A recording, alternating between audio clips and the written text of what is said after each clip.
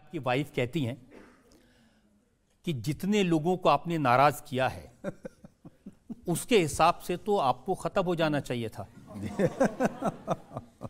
अब मैं आपको गिनाता हूं, आपके जो दोस्त हैं, अनुराग कश्यप, सत्या में, शूल में, कौन में आपके साथ काम किया, वो कहते हैं कि मनोज का गुस्सा बिहार से लेके महाराष्ट्र तक, बेतिया से लेके मुंबई तक सब जानते हैं, और उन्होंने 11 साल आपसे बात नहीं की। हाँ नहीं, बात नहीं किया था, उसका कारण कुछ दूसरा था, लेकिन हाँ मैं उसके पीछे भी भागा था।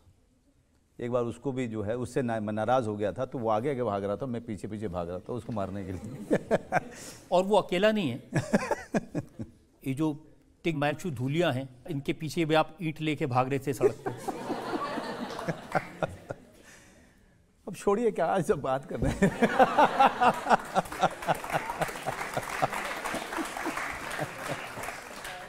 ये सब जवानी की कुछ गलतियां हैं, तो ये उनके बारे में क्या बात करें। बहुत हैं। हंसल मेहता, उनके साथ आपने इतना काम किया जी, तो उनका कहना है कि अमेरिका से फ़ोन करके खूब गालियां दे दी मनोज ने, उसके बाद 6 साल उन्होंने आपसे बात नहीं की। जी सही है, स्वीकार है। स्वीकार है, माफ़ी मांगता हूँ। अनुभव सिन्हा, सिर्फ आपको 2000 रुपये कम मिले थे, इसके लिए आपने उनको सुना दिया अच्छी तरह से। अच्छा, मैं अनुभव सिन्हा के, अब जरा मैं ये आपको वाकया मैं बताता हूँ, आप लोग डिसाइड कीजिए कि मैं सही था कि गलत था। अनुभव सिन्हा एक सीरियल कर रहे थे, उसमें मेन रोल हमारे एक दोस्त थे विनीत कुमार, वो कर रहे थे, और मुझे उस माफिया किंग का राइट हैंड का काम मिला था, और वो गूंगे का रोल था। ठीक है, अब प्रोड्यूसर के साथ में ये तय हुआ कि 4000 रुपये पर एपिसोड मुझे मिलेगा। तो मैंने अपना पैसा उनसे नहीं लिया, 4 एपिसोड शूट हुआ, तो कितने पैसे हो गए सर मेरे? 16,000 रुपये। और 16,000 कब? 93 में, जब खाने के पैसे नहीं होते थे। अब क्या हुआ कि जब मैं पैसा लेने गया तो प्रोड्यूसर ने कहा, यार मुझे तो बेवकूफ़ बना दिया गया। मैंने कहा क्यों? तुझे ऐसा इतना पैसा क्यों मिलना चाहिए? मैंने कहा क्यों सर, मैंने काम किया है। नहीं, मुझे पता ही नहीं था कि तू गूंगे का रोल कर रहा है। तूने डायलॉग ही नहीं बोला तो 4000 रुपये किस बात के? तो मैंने कहा नहीं भाई, गूंगे के रोल के लिए बहुत मेहनत करनी पड़ती है, सिर्फ डायलॉग बोलना थोड़ी होता है। कहते ना ना ना, 1500 रुपये दूंगा मैं, क्योंकि तूने डायलॉग नहीं बोला है, गूंगे का रोल किया है तूने। तो उसने मुझे पैसे ही नहीं दिए, और मैं गुस्से की बात पे आऊँ, वहाँ पे मैंने कहा कि तो रख लो अपना, तुमको दान दे दिया मैंने। 16,000 रुपये जो है उसके मतलब वो जो चेक दिया था वो ऑफिस में फेंक के आ गया था। उसके बाद अनुभव सिन्हा को फ़ोन किया, तो अनुभव सिन्हा ने कहा कि यार वो तो प्रोड्यूसर है, मैं इसमें क्या कर सकता हूँ। इसलिए मैं गुस्सा हो गया उससे कि तूने स्टैंड नहीं लिया मेरे लिए। अब मेरा इतना जिगरी दोस्त, अगर उसने स्टैंड नहीं लिया तो इसलिए नाराज़ हो गया था मैं। क्या मैं सही था कि नहीं था बताइए? लेकिन जिन लोगों के पीछे आप ईंट लेके भागे थे, वो क्या किस्सा था? कुछ नहीं, दारू पी कर लड़ाई हो गई थी, और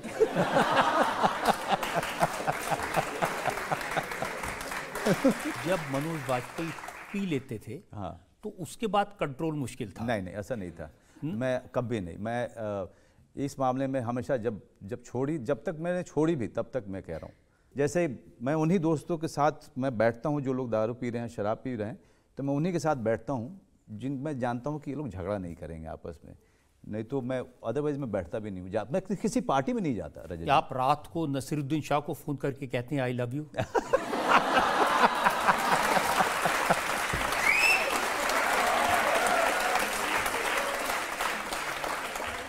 देखिए इसमें कितना प्रेम है। जब मैं पीता था तब की बात कर रहा हूँ, उसमें नसीर साहब मेरे लिए मेरे भगवान जैसे रहे, एक्टिंग के देवता रहे। तो मैं उनको कोई फिल्म देख लेता था उनकी, और मैं एकदम गदगद हो जाता था, कितना सीख रहा हूँ मैं। तो रात को फ़ोन कर देता था उस नशे में अपना प्यार जताने के लिए। तो एक बार फ़ोन किया मैंने उनको, क्योंकि एक सीन किया था, तो मैंने उनसे जो सीखा था बहुत कुछ उसमें यूज़ किया, तो मेरा डायरेक्टर खुश हो गया था। तो मैंने सीन उनको फ़ोन किया अपने दोस्तों के साथ जब पार्टी कर रहा था, तब मैंने कहा नसीर भाई आई लव यू सर।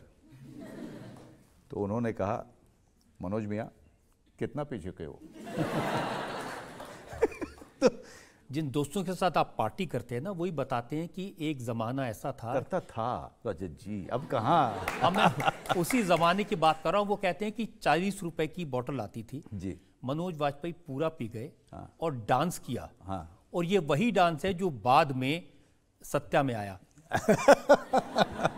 तो देखिए ना, ये जो भीकू मात्रे का डांस। जी, भीकू मात्रे भी अपने गैंग के किसी दोस्त की बहन की शादी हो रही है, उसमें नाच रहे हैं, सब लोग दारू पिए हुए हैं और सब नाच रहे हैं।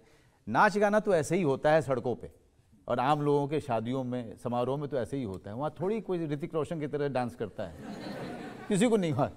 और जो बहुत ज़्यादा पी जाता है वो ऐसा वाला डांस करता है जो दुनिया में, मतलब माइकल जैक्सन ने भी नहीं सोचा होगा कैसा होगा।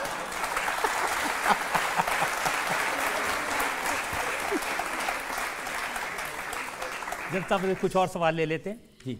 आपको बहुत सारे अवार्ड्स मिले हैं, जनता आपके अभिनय की दीवानी है, लेकिन आपने किसी बड़े प्रोडक्शन हाउस के साथ काम नहीं किया, कुछ खास वजह? वजह तो वही लोग बताएंगे।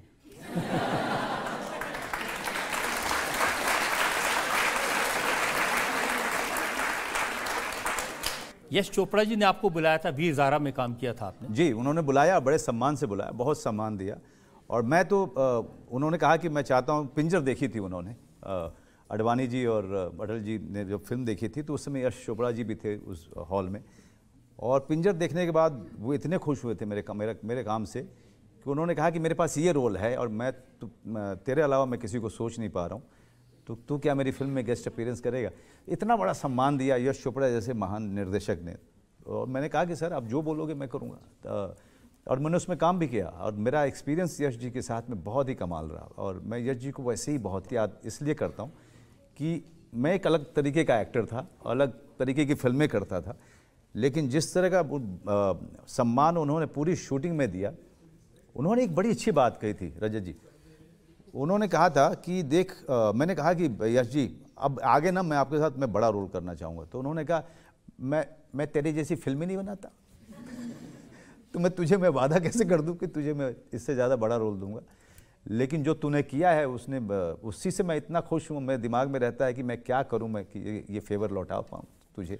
अनुपम खेर ये कहते हैं कि आज भी इतनी फिल्में करने के बाद भी जो बड़े बड़े प्रोड्यूसर्स हैं, प्रोडक्शन हाउसेज हैं, वो उनको फ़ोन करते हैं और काम मांगते हैं। जी, मैं भी करता हूँ सर। और अब मैंने तो उनको मिल जाता है, आपको नहीं मिलता? नहीं, बहुत देखिए ना, मुझे नीरज पांडे मिला मेरी अपनी ज़िंदगी में उसी कारण। नीरज पांडे के साथ 6 फिल्में की जब मेरा बुरा दौर चल रहा था। तो ये अनुपम जी की ये जो डिसिप्लिन है वो मैं लागू कर रहा था। और इसी चक्कर में वेडनेसडे फिल्म आई तो मैंने नीरज पांडे जी को फ़ोन किया कि आप मुझे काम दीजिए, मेरे पास अच्छा काम नहीं है। और उसके बाद उन्होंने स्पेशल 26 दिया था मुझे। स्पेशल 26 का वो रोल इतना पसंद किया गया कि उसके कारण मुझे बहुत काम आए। और खुद नीरज पांडे ने मेरे साथ मुझे 6 बार मौके दिए। तो वो डिसिप्लिन बहुत अच्छा है। काम मांगने में मुझे कोई शर्म नहीं आती है। और अब मैं थोड़ा सा डायरेक्शन चेंज किया है। अब मैं काम मांगने के बजाय अब नए जो टैलेंटेड डायरेक्टर्स हैं, अब मैं उनको इधर उधर से ढूंढता रहता हूँ कि कोई बढ़िया नया डायरेक्टर मिले जो मेरे पास जो है उसको और उभार कर सामने लेके आए, कुछ नए तरीके से कहानी लिखे, क्योंकि समाज बदल गया है।